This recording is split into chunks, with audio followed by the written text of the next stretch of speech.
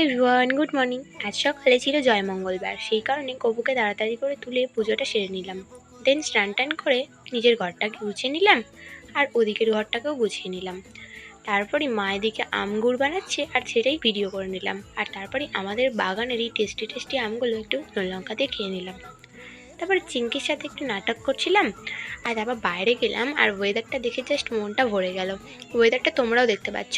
তো তারপর দেখো বেটু এখানে খেলছে রান্নাবাটি।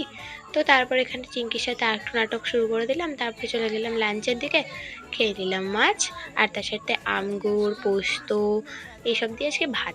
তারপর সন্ধ্যেবেলা ডাইরেক্ট চলে এসেছি চা আর মুড়ি।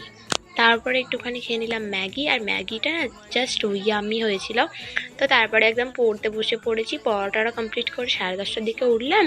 আর উঠেই আমি একদম জল ঢালা ভাত খেয়ে গেছি। ভালো লাগলে like comment share, good night, love you all, tata.